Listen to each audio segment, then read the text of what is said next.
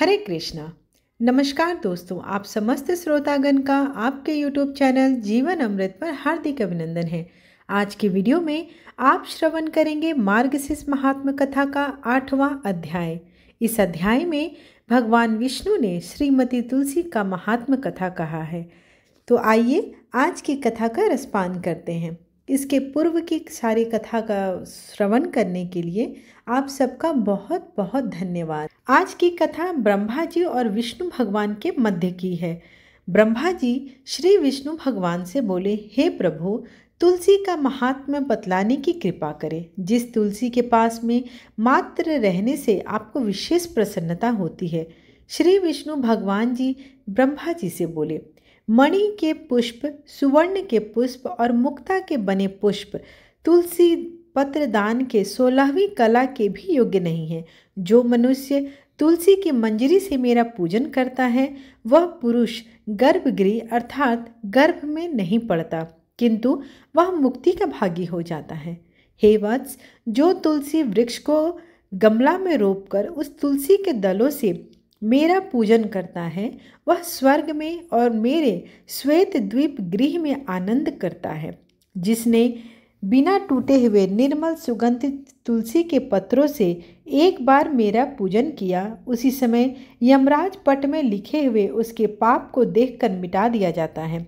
जिसने एकादशी तथा पवित्र दिनों में मेरे पूजन के लिए तुलसी नहीं रखी, उनके यौवन को, जीवन प्राण को धिक्कार है और उनको न इस लोक में तथा न परलोक में धन, सुख और संतति देखने को मिलती है। मार्गशीर्ष मास में मेरी प्रतिमा को तुलसी पत्रों से पूजित देखकर पूजन देखने वाला ब्रह्म हत्या से छूट जाता है। जो मेरी लक्ष्मी नगर के तुलसी से नित्य पूजन करता है उसके महान पाप भी नष्ट हो जाते हैं। मेरे पूजन में बासी पुष्प और बासी जल निषेध है, किंतु तुलसी पत्र और जाह्नवी काजल निषेध नहीं है। हे सूत, मालती आदि पुष्प मुझको प्रसन्न करने के लिए मेरी प्रिय पवित्र तुलसी नहीं मिल जाती। जो मनुष्य बिल्व पत्र से एक बार मेरा पूजन करता है वह आतंक से रहित होकर मेरे समीप में आकर मुक्ति का भागी होता है, अर्थात समीप में ही मुक्ति का भागी हो जाता है। समी पत्र से, जाति पत्र से, कमल से और कौस्तुभ मणि से भी अधिक तुलसी पत्र मुझे अति प्रिय है। मेरे हृदय को आनंद देने वाली मंजरी युक्त साबुत पत्र वाली तुलसी क्षीर समुद्र से प्रादुर्भाव लक्ष्मी के समान मेरे को अति प्रिय है। श्वेत तुलसी अथवा कृष्ण तुलसी दोनों मुझको प्रिय हैं। जैसे एकादशी कृष्ण पक्ष की और शुक्ल पक्ष की दोनों मुझे प्रिय हैं। जो तुलसी पत्र को लेकर भक्ति से मेरा पूजन करता है उस पूजन से समस्त देवता, असुर, मनुष्य का पूजन हो जाता है। कौस्तुभ आदि अनंत रत्न मुझको प्रसन्न करने के लिए कृष्ण मंजरी युक्त कृष्ण तुलसी प्राप्त नहीं हो जाती तब तक करते रहते हैं। जो मनुष्य कृष्ण तुलसी से कृष्ण भगवान का भक्ति से पूजन करता है वह शुभ भुवन अर्थात विष्णु लोक को जाता है, जहाँ लक्ष्मी के साथ विष्णु भगवान वास करते हैं। जो लोग मेरे पूजन के लिए भिक्षुओं को और अन्य मेरे भक्तों को तुलसी दल को देते हैं वे लोग अविनाशी परम पद को पाते हैं। जो मनुष्य कृष्ण तुलसी अथवा श्वेत तुलसी से मेरा पूजन करते हैं वह मनुष्य शरीर को छोड़कर सदा के लिए वैष्णवी गति को प्राप्त करता है।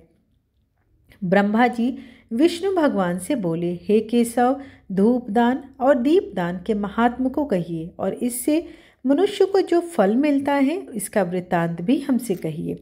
श्री विष्णु भगवान ब्रह्मा जी से बोले, हे पुत्र, धूपदान का जो फल है और मुझको अति प्रीतिकर दीपदान का जो महत्व है उसका मैं आपको बतलाता हूँ। मनुष्य मार्गशीर्ष मास में अगर कपूर, दिव्य चंदन का सुगंध धूप को देकर अपने 100 कुल का उद्धार कर लेता है, घर के धूप से मेरे मंदिर को धूपित करता है, वह नरक समुद्र से मुक्त हो जाता है। जो भैंस के घी में गुगल और शर्करा मिलाकर धूप देता है इसकी इच्छा को मैं पूर्ण करता हूँ। धूप किया हुआ गुगल समस्त अनिष्टों को नष्ट करता है। जो धूपित अगर अनेक मनोकामनाओं को पूर्ण करता है, अगर का धूप देह और गृह को पवित्र करता है तथा समस्त रसों का धूप यज्ञ राक्षसों का नाश करता है। जाति, पुष्प, इलायची, गुग्गल, हड़, कूट, राल, गुड़, सैला, छंड और नस 10 मिलाकर दशांश धूप कहा जाता है। यदि अत्यंत प्रिय मेरे मार्गशीर्ष मास को दशांश का धूप करता है तो मैं दुर्लभ कामनाओं को भी उसके लिए अति जल फलदायक बना देता हूँ। जो नगर मोथा का धूप मनुष्यों को प्रिय बनाने वाला, मंगल को करने वाला और दूसरों को वश में कर देने वाला होता है, उस नागरमोथ के धूप को जो मार्गशीर्ष मास में मेरे सामने करता है और गुड़ के धूप को करता है, वह समस्त पापों से मुक्त होकर मुझको प्राप्त करता है। मेरे निमित्त किए गए धूप के बचे हुए धूप से जिसका शरीर धूपित होता है, उसको स्वर्ग, भूमि और अंतरिक्ष संबंधी भय नहीं होते। मार्गशीर्ष मास में मेरे सामने श्रद्धा से निरंतर धूप करने पर उस भक्त को परेशानी दूर होकर समस्त सुख संपदा प्राप्त होती है। धूप सुंदर रूप को धारण करता है। धूप उत्तम और अति पवित्र है तथा वनस्पतियों का रस दिव्य है और परम पावन तथा शुद्ध भी है। अब इसके बाद दीपदान का महात्म्य बतला रहा हूँ, जिसके करने से मनुष्य वैकुंठ लोक को जाता है। इसमें तनिक भी संशय नहीं है। जो घी से बनी हुई बहुत सी बत्तियों की मेरी आरती करता है, वह कोटि कल्प वर्ष पर्यंत स्वर्ग में जाकर वास करता है। जो मार्गशीर्ष मास में मेरे सामने खड़े होकर मेरी आरती को देखता है, वह 7 जन्म तक दोष से मुक्त हो जाता है और अंत में सालोक्य मुक्ति हो पाता है। जो मेरे सामने भक्ति से कपूर की आरती करता है, हे द्विजश्रेष्ठ, वह अनंत स्वरूप मुझ में आकर प्रवेश करता है।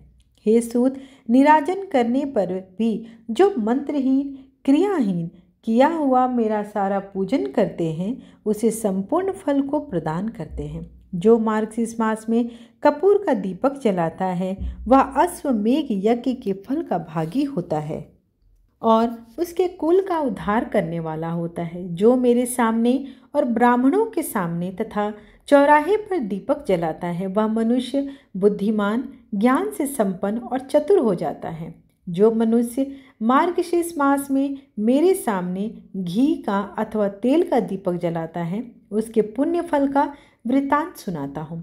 समस्त पापों को त्याग कर 1000 सूर्य के समान कांतिमान होकर चमक दमक वाले विमान पर सवार होकर मेरे लोक में आने पर पूजित होता है। इसलिए विद्वान मनुष्य सब प्रकार से दीपक को जलावे। जो मनुष्य दीपक को जलाकर उसको बुझा देता है, वह अवश्य ही नरक में जाता है। हे द्विजात्मा, जो पातकी लोभ से अथवा द्वेष से दीपक की चोरी करने पर वह गूंगा या अंधा हो जाता है। इस प्रकार मार्गशीर्ष महात्मा कथा का 8वां अध्याय यहीं पर समाप्त हुआ। आशा करती हूँ कि आज की कथा आपको अच्छी लगी हो।